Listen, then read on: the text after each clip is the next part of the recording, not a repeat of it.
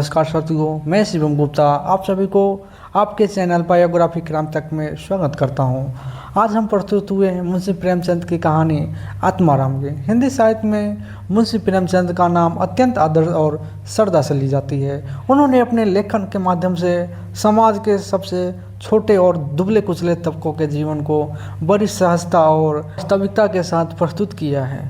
उनकी कहानियों में मानवीय संवेदना, यथार्थपूर्वक दृष्टिकोण और समाज सुधारक का गहरा भाव दिखाई देता है। प्रेमचंद की कहानी में केवल मनोरंजन नहीं बल्कि जीवन का दर्शन भी छिपा हुआ है। इन्हीं कहानियों में एक महत्वपूर्ण कहानी है आत्माराम की। आत्माराम कहानी एक ऐसे व्यक्ति के जीवन में केंद्रित होता है जो दिखने में साधारण और साधु जैसा प्रतीत होता है, परंतु वास्तव में उसकी सोच, कर्म और वास्तविकता कुछ अलग ही होती है। इस कहानी के माध्यम से प्रेमचंद ने सामाजिक पाखंड, नैतिकता और आत्मस्वार्थ जैसे महत्वपूर्ण विषयों को उजागर किया है।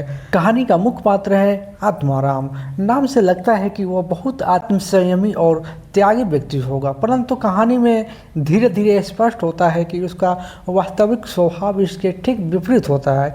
आत्माराम अपने जीवन में बाहरी रूप से भले ही साधु, संयमी, नैतिक प्रतीत होता है, परंतु उसके कार्य और उद्देश्य पूर्णतः स्वार्थी और पाखंडी जैसा होता है।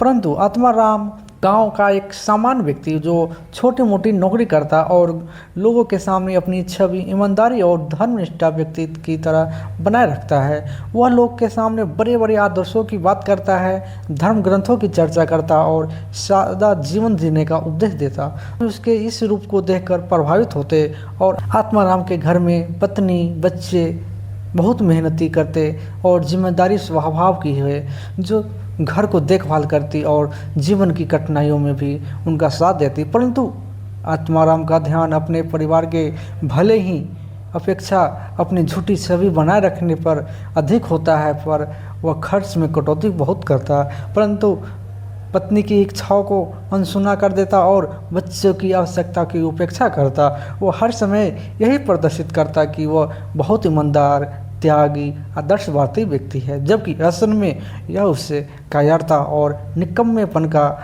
मात्र है। आत्माराम एक मामूली सी नौकरी करता, अपनी नौकरी में भी विशेष उत्साह नहीं दिखलाता और अक्सर अवसरों पर दूसरे से मदद लेने का प्रयास करते रहता। समाज में उसकी सभी एक ईमानदारी और सिद्धांतवादी व्यक्ति की बनी होती, लेकिन दूसरे को भ्रष्टाचार और स्वार्थ से दूर रहने का उपदेश देता। वह किसी भी अवसर पर खुद को आदर्श कर्मचारी के रूप में प्रस्तुत करता, लेकिन काम में उनका योगदान बहुत कम होता है। वह अपनी असफलताओं और आलस को सादगी और ईमानदारी का नाम देता। यही उसका सबसे बड़ा पाखंड था। कहानी में एक ऐसा अवसर आता है जब आत्माराम ने आदर्शों और नैतिकता की असली परीक्षा होती है। एक आर्थिक संकट के कारण परिवार पर कठिन समय आ जाता है और पत्नी उससे कहती कि अतिरिक्त मेहनत करे, कुछ और आय का स्रोत ढूंढे, कोई व्यवहारिक कदम उठाए जिससे परिवार का इस संकट से उबर सके। लेकिन आत्माराम इसके बजाय बड़ी नैतिक बातें करता। वह कहता है कि वह किसी भी प्रकार से अपने आदर्शों से समझौता नहीं करेगा, भले ही परिवार भूखा मर जाए। सिद्धांतवाद का रूप दे देता। आज के लोगों आत्माराम की बातों को सुनता और उसे एक महान व्यक्ति मानने लगता। लोगों उसे उदाहरण के रूप में पेश करता कि देखो कैसे आत्माराम अपने आदर्श पर डटा हुआ है। लेकिन उसकी पत्नी और बच्चे जानते हैं कि वह यह सब केवल दिखावा है। घर के भीतर गरीबी, भूखी और कष्ट का वातावरण है, जबकि बाहर आत्माराम एक महान पुरुष का मुखौटा पहने हुए। यह विरोधाभास की कहानी का सबसे बड़ी शक्ति है। अंततः एक घटना घटती है जो आत्माराम के पूरे पाखंड को उजागर कर देती है। यह घटना उसे समाज की नज़रों में गिरा देती। वह जो उपदेश देता था स्वयं उसका पालन नहीं कर पाता। अपने स्वार्थ और सुविधा के लिए वही करता जिसका विरोध वह पहले करता था। उसकी असलियत सामने आते ही लोग उससे दूरी बनाने लगते हैं और पत्नी, बच्चे पहले से ही उसकी सच्चाई जान चुके थे। परंतु अब समाज भी समझ चुका था कि आत्माराम एक चरित्र सिर्फ बाहरी आवरण है। केवल उपदेश देना आसान है, लेकिन स्वयं उसका पालन करना इतना ही कठिन। जैसे समाज अक्सर लोगों को बाहरी रूप को देखकर उन्हें महान समझने लगता है, परंतु वास्तविकता जानने पर सत्य सामने आ ही जाता है।